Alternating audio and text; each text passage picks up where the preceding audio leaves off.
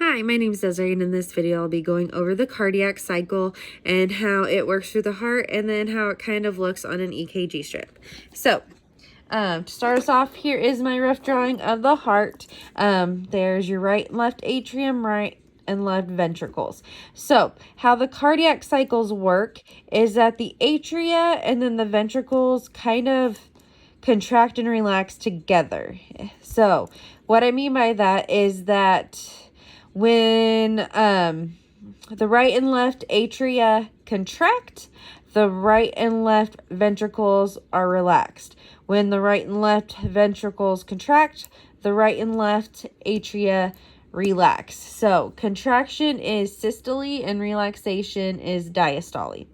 How the heart, or how the beating of the heart works to get blood flow through our body is it starts at the SA node. So a cardiac impulse will start at the SA node, which is the centroarterial node, also known as the pacemaker of the heart. Impulses get sent down throughout the atria. So it goes down the right atria, and then just a little bit, probably less than half a second later, goes into the left atria too. So they all contract, sending that impulse down into the AV node, which is still in the right atria. Then once the AV node gets that impulse, it then moves through into the AV bundle, or also it's called the bundle of His, if I remember to spell it on there. Bundle of His. So it gets to this bundle of His, and then it goes down these fibers. And so this side is the right bundle branch, and then this side is the left bundle branch. And so once that impulse reaches the AV bundle, it goes down into both bundles at the same time, because remember, once the atrias are done contracting and then start to relax, that's when the ventricles start to contract. So once these contract, it sends the impulse throughout these fibers called the Purkinje fibers. They also do go up into the papillary muscles, so that it can help, like we learned in the last section, that just kind of helps the chordae tendineae make sure that the bicuspid and the tricuspid valve don't get sucked back up into the atria and the blood stays where it's flowing.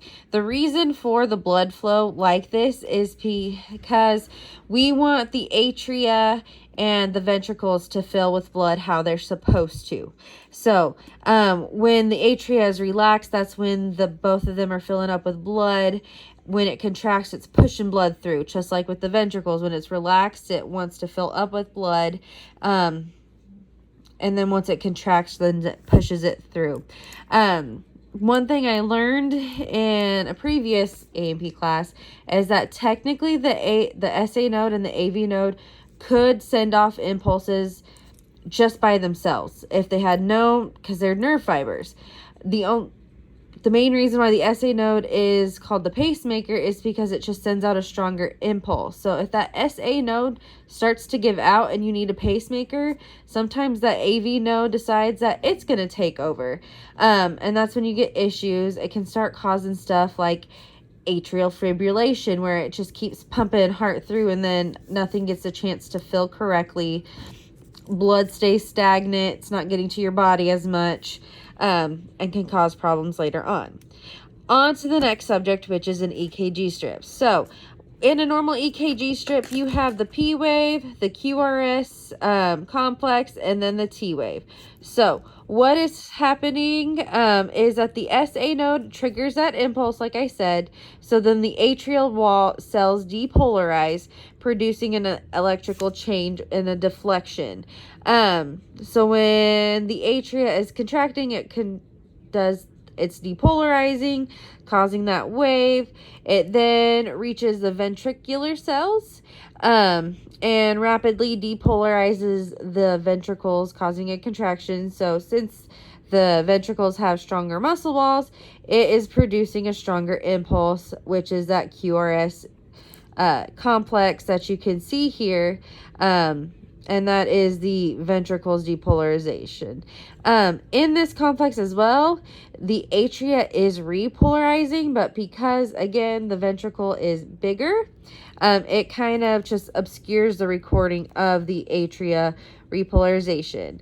And then after the ventricular cells depolarize, they start to repolarize, causing that T wave.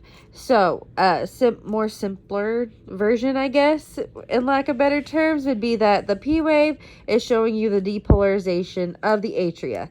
The PR interval is showing the delay of the AV node to allow filling of the ventricles with that blood. The QRS complex is showing you the depolarization of the ventricles. The ST segment, so when it's coming up here, that's flat, is showing you the beginning of repolarization of the ventricles. And that T wave is just ventricular repolarization. Thank you.